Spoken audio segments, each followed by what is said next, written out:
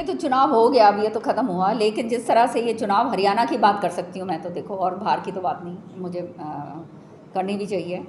हरियाणा के अंदर जो चुनाव हुआ वो तो बिल्कुल स्पष्ट है कि जिस तरह से टिकटों का वितरण करा गया, वो जो है रंजिशें निकाली गई, षड्यंत्र करे गए कि भाई जो है मार दो, ख़त्म कर दो, ताकि जो है हमारे सामने कोई खड़ा होने वाला ना हो। तो ये काम जो है करा गया है।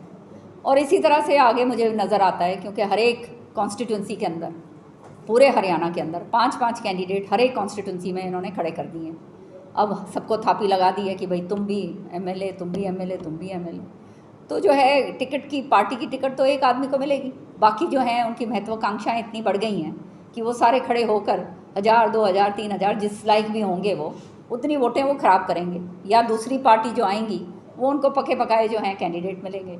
तो आने वाले समय में इस सूरत में मुझे तो कोई फ्यूचर कांग्रेस का हरियाणा में न देख रहे हैं। जनता बहुत समझदार है, सारा जो सामने नज़र आता है वो दिखता है। सारा का सारा सिस्टम जो है आप अपने हाथ में रखो और खाली जो है मेरा और मेरा और मेरा ही काम हो, दूसरों को मार दो, ख़त्म कर दो, उसके ऊपर जब आप तुले हुए हो तो जनता नज़र नहीं आती क्या? जनता ने देखा हुआ है, आपका कार्यकाल भी देखा हुआ है 10 साल का, क्या करा था, कहाँ से कहाँ कांग्रेस को 67 से लाकर बिल्कुल ही तले पे लगा दिया। तो ये हालात जो हैं ये हालात ठीक नहीं। कोई बड़ा फैसला ले सकती हैं आप आने वाले दिनों में? अब छोड़िए ना, ये फैसला लेना नहीं लेना वो तो ऊपर वाले के हाथ में है, जो प्रभु करवाएंगे वो प्रभु इच्छा।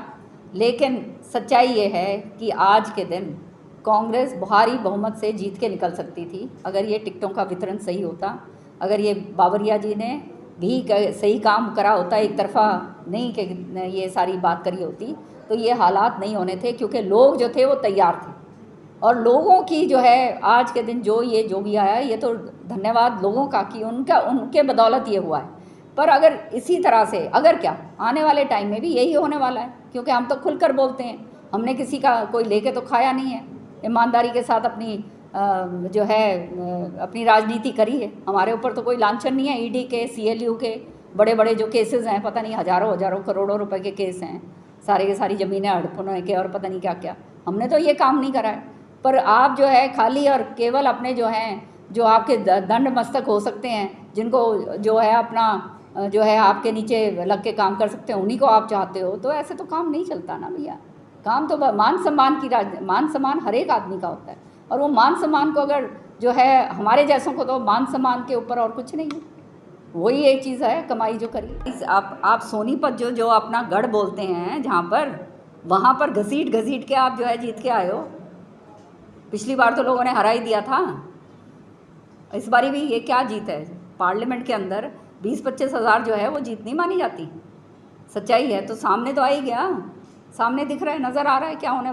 शैलजा जी बिल्कुल सही बोल रही हैं, सटीक उनकी बानी है, ईमानदार छवि की महिला हैं, कर्मठ हैं, काम करने वाली है, कोई लांछन उसके ऊपर नहीं है, और बेदाग छवि होने के नाते निडर है और काम करने वाली है। इसलिए जो है वो भी मेरी तरह से जो है निडर होकर अपनी सारी बात रखती हैं, और जो कहती हैं वो बिल्कुल सही बात है।